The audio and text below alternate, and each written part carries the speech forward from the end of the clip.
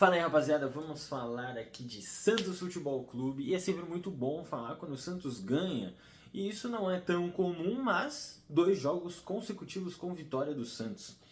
Bom, já vai deixando o seu like e o seu comentário nesse vídeo, e vocês já sabem, eu quero saber a opinião de vocês sobre um lance do gol anulado do Cruzeiro. Foi pênalti ou não no Zé Rafael? Qual a sua opinião? Deixa aqui nos comentários, eu vou falar sobre isso no decorrer do vídeo. E o Santos é impressionante, né? Porque ganha do Cruzeiro fora de casa, de virada. O Santos não tinha vencido de virada nenhum jogo no Brasileirão. Tinha apenas 2 vitórias fora de casa. E aí ganhou contra o Cruzeiro, que é atual vice-líder do Brasileirão. Tá ali brigando, né, pelo título. E ganhou do Flamengo, algumas rodadas atrás, em casa. Mas não consegue ganhar do Lanterna, não conseguiu ganhar do Inter, que estava ali na mesma faixa da tabela naquele momento. Agora está um pouquinho para cima, mas o Santos está ali, acho que está a 3 pontos do Inter nesse momento. Enfim, é curioso, né? E isso se dá por conta do jogo, do momento, do dia. Hoje não era o dia do Cruzeiro. Isso a gente consegue dizer. Por quê? O Cruzeiro teve sim a sua incompetência no primeiro tempo, porque não conseguiu converter em gols. O Santos teve um pouco de sorte também, porque nas poucas chances que teve, conseguiu fazer os gols, mas é óbvio que também tem mérito de uma coisa que o Santos não estava sendo, que é preciso nas finalizações. O Santos era um dos times que menos acertava finalizações. E o interessante é que os jogadores que fizeram gol hoje eram jogadores que não são titulares. O Guilherme estava fora há muito tempo e o Cabadeiro chegou agora, né? Tem algumas semanas que ele chegou no clube. Então a gente pode atrelar a falta de pontaria aos jogadores. Porque chegaram outros jogadores, o time não mudou muita coisa e saíram gols. Claro que não é só esses jogadores que fazem gols. O Santos fez 3 gols contra o Juventude. Nenhum dos gols foi desses jogadores. Mas é algo a se notar. Defensivamente, o Santos surpreendeu, porque sofreu muito, um volume de jogo muito grande, mas em vários momentos eu pude falar, pô, nesse lance o Gil acertou, nesse lance o Luizão acertou. É claro que isso não significa que esses jogadores servem para o elenco do Santos, eu não acho que servem. Acho que o Gil não serve para o elenco. O Luizão seria uma ótima quinta opção de zagueiro. Um quinto zagueiro ali, um cara que é mais novo e tal, ok. Agora, para ser esse reserva quase que imediato, né, de vagas ali na zaga titular, não dá. Eu acho que João Basso e Luan Pérez já não são essa segurança defensiva, quem dirá Luizão e Gil. Mas enfim, e a gente teve uma ótima atuação do Mike e do Souza nas laterais, acho que foi onde o time melhor jogou. Só que permitindo muitos cruzamentos, né? Permitindo muitas ações. O Mike tomou muita bola nas costas, isso é verdade. Teve que voltar correndo muitas vezes. E a linha de impedimento do Santos, né? Não funcionou em quase nenhuma vez. E foi por onde saiu o primeiro gol. Foi onde saiu o primeiro e único gol, né? Que o outro gol foi anulado. E onde saíram algumas jogadas ali de perigo. Falando sobre o gol anulado do Cruzeiro, eu na hora não achei que tinha sido falta, já tinha aceitado. No replay, o primeiro replay eu não achei que foi falta.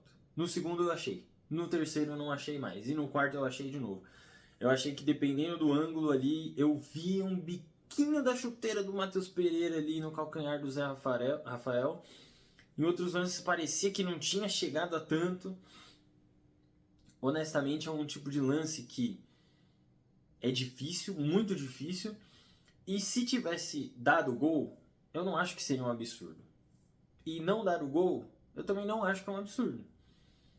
Eu fico mais tendencioso a achar que foi falta. Porque eu consigo ver, em algum ângulo, eu consigo ver um biquinho da chuteira do Matheus Pereira. E é falta.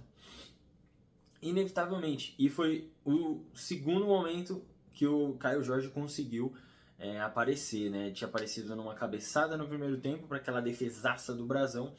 E depois nesse, em nenhum outro momento o Caio Jorge conseguiu jogar. E isso foi um grande feito da zaga do Santos, né? Claro que quase todo o resto do time do Cruzeiro conseguiu jogar, mas o Caio Jorge não conseguiu muito.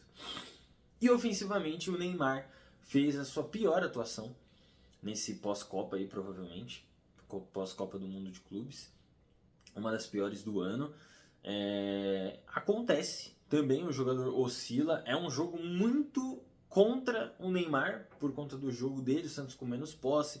Foi um dos jogos que ele teve menos toques, né, menos participações. Ele teve menos dribles, menos finalizações e perdeu um gol feito no primeiro tempo, que eu achei que ia fazer muita falta. Não fez, ainda bem, mas o Neymar perdeu um gol feito. E não conseguiu criar nenhuma grande jogada. Acertou alguns passes bons.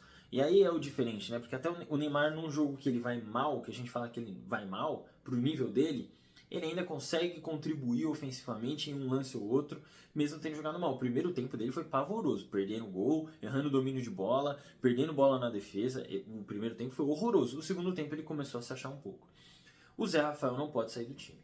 O Zé Rafael é titular absoluto do Santos. Não dá para ter Rincon enquanto você tem Zé Rafael à sua disposição.